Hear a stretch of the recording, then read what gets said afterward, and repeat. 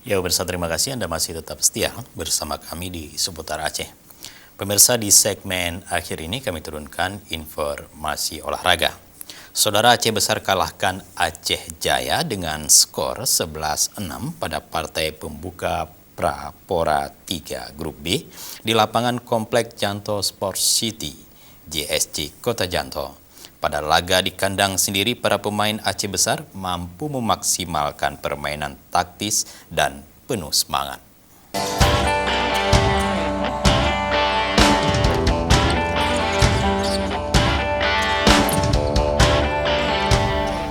Pada pertandingan melawan tim futsal Aceh Jaya, walau agak sedikit terbebani bermain di babak pertama sehingga terjadi skor mengejar angka, baru babak kedua tim futsal Aceh Besar mulai bermain lepas.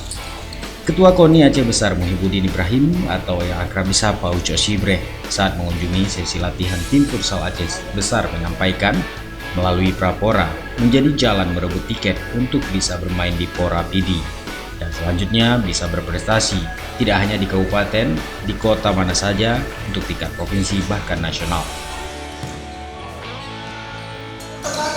Terima kasih kepada Coach Subhan dan PS-nya dan teman-teman. Terima kasih kepada pengurus Pencap, Bang Farul, yang luar biasa selama ini. Saya lihat kekeluargaan di futsal luar biasa. Bahkan menurut penuturan Coach tadi, mereka tidur bersama. Jadi membuat ini seperti keluarga. Mereka saling mengenal satu sama lain. Dan ini perlu menurut kami demi menjaga kekompakan. Dan kepada pengurus Pencap saya juga terima kasih sekali karena hari-hari selalu mereka mengawasi, kemudian menyediakan fasilitas latihan, tempat penginapan segala macam. Luar biasa, usaha yang sudah sedemikian rupa mudah-mudahan dapat menghasilkan prestasi yang membanggakan kita.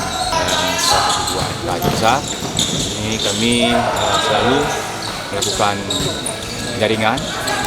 Kedua, kami sangat berkeinginan di mana anak-anak kita sangat yakin latihan, di mana pemain-pemain kita ini kita rekrut dari 23 kecamatan semua, dan kita pernah 2 kali keluar daerah yaitu ke Los Maueh dan ke Jaya.